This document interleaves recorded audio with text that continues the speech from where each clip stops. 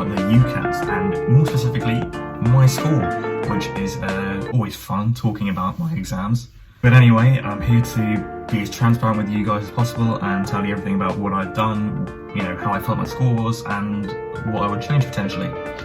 So, before we get into the video, please do smash the subscribe button down below. I know I've said this several times in my videos, but we've been hitting a really good run recently. We've got loads of subscribers and loads of new people to join our little family, and it's really cool. So if you guys could please just hit the subscribe button, I can make more videos and, you know, do more things and make it more helpful for you guys. If you guys just hit the subscribe button, it literally costs 0 pence, it takes 1 second, and all you're going to do is just get a few more notifications about my channel. So if you could just smash that subscribe button down below, I'll give you about 5 seconds.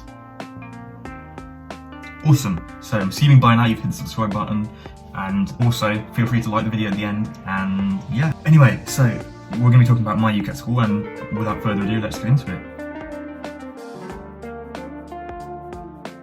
So, my UCAT score was 2,980. Now, for those of you who don't know what that means, the UCAT is scored out of 900 for 4 sections and is banded from 4 to 1 on the final section, which is situational judgment. So I got 2,980 out of 3,600, or an average of, I believe it was 745 or something like that, out of the 900. My situational judgment was a band 1. So, you know, I was chuffed, to be honest, and with the result, because I was expecting, you know, something like 2,000 or something, because I'll be honest, my practice tests weren't going well, but I think my real exam went much better than I expected, so I was really happy with it. I think my sections were pretty good. I got, in terms of more detailed breakdown, my sections were 700 on abstract reasoning. So for a little bit more detail for you guys, my individual sections were scored as follows.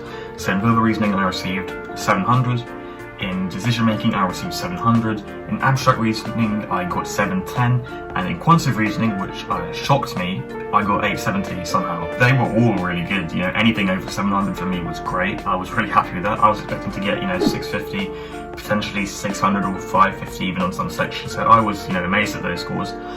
And I think looking back on it in hindsight, I think that was the exam I prepared, you know, quite a lot for. I haven't prepared for an exam like that since my A-levels really, because I remember my UCAT revision was every single day I was doing papers and revision, and I can see now in hindsight why I did so well on it.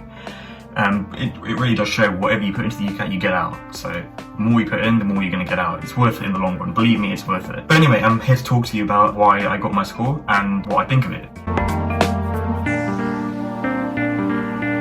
So why did I get it? Well, as I said, I revised a huge amount. I mean, and when I say a huge amount, there was literally no days off. But it also didn't feel like I was revising. It was sort of, I made it fun almost. And I know that's really weird to hear, but I sort of made it fun in the sense that I did a paper every day.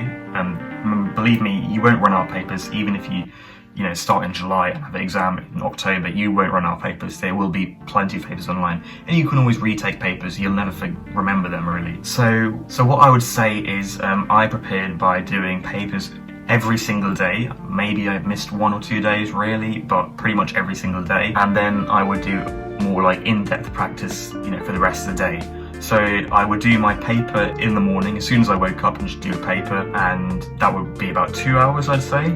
Well, I mean, I say 2 hours, but situational judgment took me about 10 minutes to do, because as you guys know, it's not the longest section, it's not the most time pressured, so it took me about 1.5 hours to do. And after that I would do some in-depth revision, so I'd go Medify and click a section that I was doing poorly at. I could look at my graphs and see, okay, I'm not doing so well on this, or from the paper I did in the morning, if I identified a section I wasn't doing so well on, or a particular type of question within a section, I would do loads of revision on that, and that's it for the rest of the day. I wouldn't just sit down and do revision. I would, you know, do 1 hour and then take 10-minute breaks and do that until the evening, and then after the evening, you know, I was free to do anything I wanted. So it didn't really feel that bad, because as well as that, it's not revision. The UCAT, remember, is non-verbal reasoning, so it's very much sort of like playing those IQ tests you get online. It's sort of like that. So it wasn't really that hard for me to revise either. I found it quite fun. It was really nervous, obviously, as I saw the little countdown going on Medify to how many days I had left until my exam, to 20, 19, 18, 17, 16, 15. It was terrifying to see that, but that was the only real negative feeling I had. And yeah, like I said, I would just grind out papers every single day and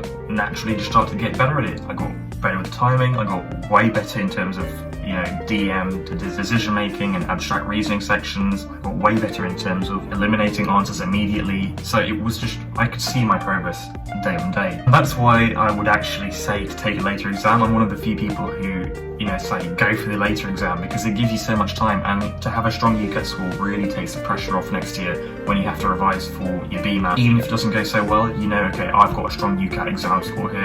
Even if the BMAT goes belly up, I'm going to be fine. My UCAT's great. The universities who have applied for the UCAT are going to take me realistically. So yeah, I would highly recommend going for at least a September one, potentially maybe late August, but I would say early September, just before school begins. Obviously, don't do it when you're doing school, so when upper 6 begins, don't take it then. Make sure you've taken it before school starts, because then it just gets hectic. So before school starts, you're relaxed, you've got no schoolwork, you're chilled, you can literally focus completely on the UCAT, and all good. In terms of exam day, it was nerve-wracking. Funny story, I actually found one of my friends there who was doing a driving test exam, and yeah, so that was cool. But then, like 1 minute later, I found another friend who was doing the UCAT, and instantly the 25 kilograms of stress landed right back on my shoulders. So it wasn't great, but I mean, you only really feel the stress when you're in the waiting room. When you get into the exam centre, what's really helpful is they give you a little bit of sort of your own compartment. It's like a computer screen, and then either side of you, you've got two sort of plastic walls. And so I was sort of in my own little area, and I was sort of just there doing the exam. And because I'd done loads of mock exams, the format's the exact same, so it was like I was doing another practice paper.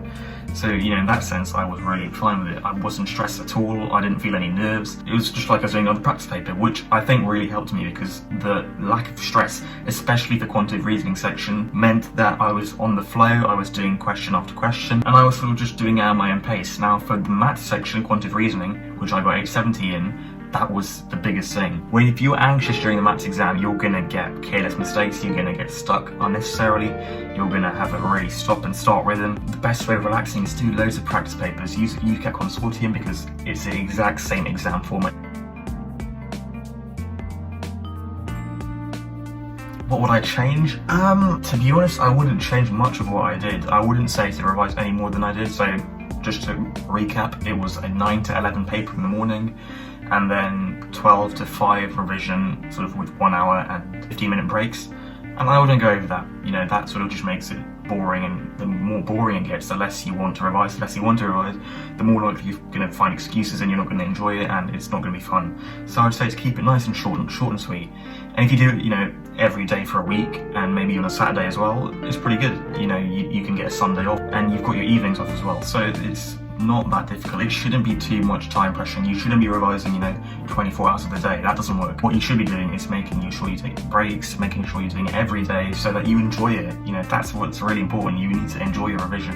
If you don't enjoy it, you're not going to want to do it. So I would definitely say to enjoy revision and keep it short and sweet. But yeah, that's everything I could say. I can't really think of anything else for my UCAT exam here. If you've got any other questions about my score or anything which I did to prepare, drop them in the comments below. Follow me on Instagram, where I will be posting more updates for new videos coming out and the dates. Please do subscribe. Literally just click the subscribe button just down below. It would mean the world to me. So thank you so much to all of you who subscribed, and yeah, smash the like button, and we'll see you in the next video. Peace.